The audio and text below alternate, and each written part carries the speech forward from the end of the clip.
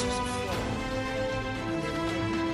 Elections, always extraordinary stories. We know the results as early as tomorrow morning, but it may take a little longer. Just have no idea how this one will end. This is an embarrassment to our country.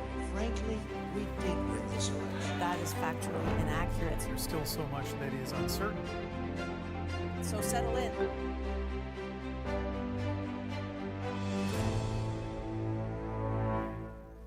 Good evening, Shippensburg. I'm Adam Beam, and welcome to SUTV's Race for the White House, our ongoing coverage of the 2024 presidential race. Today's date is Monday, January 15th, and it is almost midnight here, and the Iowa caucus is beginning to wrap up. The counting of votes has gone well into the night, as you can see, but we have the results of our first major moment on the 2024 campaign trail.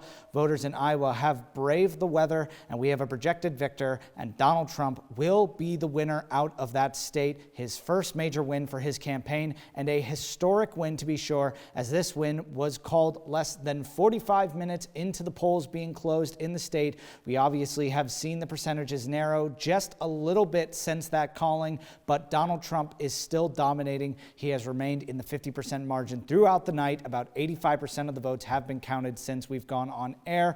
This is one of the biggest wins we've seen for a non-incumbent candidate in the state of Iowa since George W. Bush back in 2000. Let's take a look at those numbers here now. As you can see, Trump is leading with some pretty heavy percentages.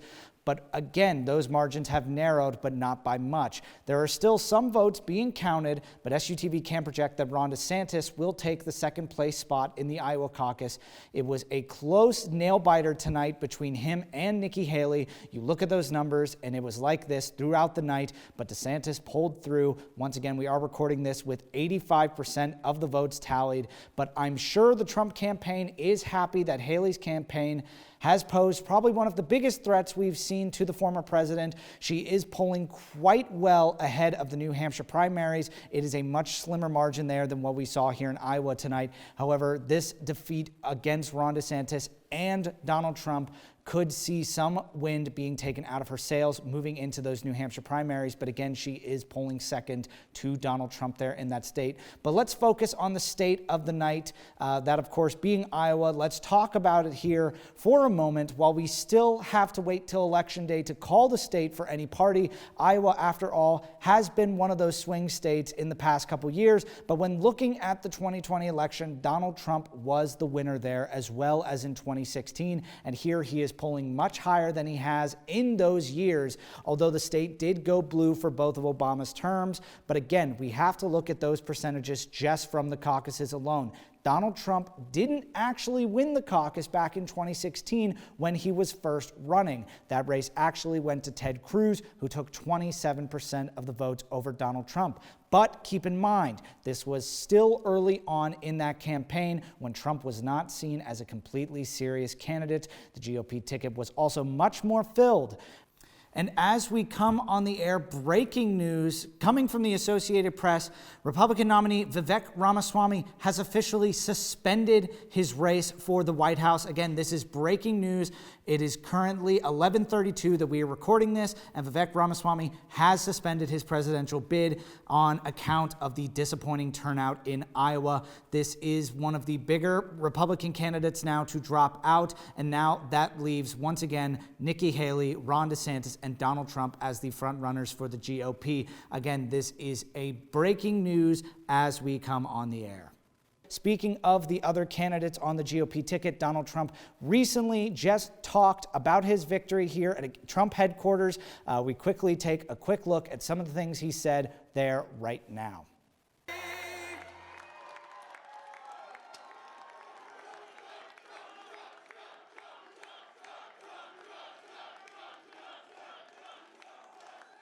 Well, I want to thank everybody. This has been some period of time, and most importantly, we want to thank the great people of Iowa. Thank you. We love you all. What a turnout, what a crowd.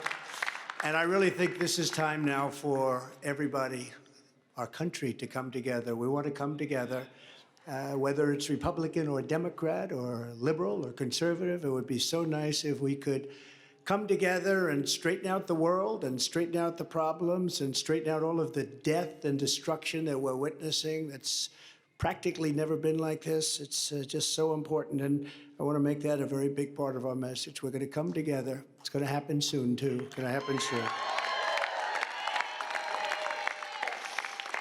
I want to thank some of the great people. We have so many senators. If I go through every name, we'll be here all night, and everybody's going to get angry at me. But the senators, the congressmen from Washington, they came down from all different states. I want to thank you very much. I want to congratulate Ron and Nikki for having a good time together. We're all having a good time together. And I think they both actually did very well. I really do. I think they both did very well. We don't even know what the outcome of second place is. And I see Carrie Lake. Congratulations. Let's also take a quick look here at the Republican candidate's opponent, President Joe Biden. He is currently facing little to no opposition in the Democratic Party. This late in the game, a switch-up would be detrimental to their party, so he will likely be the nominee. But does he have enough steam to create another victory like he did 4 years ago? Here are what the early polls are saying for Biden's chances. And if you're a Democrat, you may be starting to sweat as Biden has seen his approval ratings in recent weeks take hit after hit, many pointing to his continued support of the Israeli government in their war with Palestine. On Saturday, protests occurred all over the globe, including in Washington, D.C. SUTV was on the scene. You're seeing those images there now. This also comes as the U.S. and the U.K. have begun strikes in Yemen as well. Earlier today, a U.S. vessel was struck by Houthi militants in the Gulf of Aden. As we come up on Biden's first 4 years and his approval ratings continue to sink like they have been, it would be the lowest approval ratings of a Democratic president since Jimmy Carter's one-term presidency back in 1981. But we will just have to see as things move along. But that is going to do it here tonight for the first episode of Race for the White House. I'm Adam Beam. Check back in with us on January 23rd for the New Hampshire primaries. But for now, good night.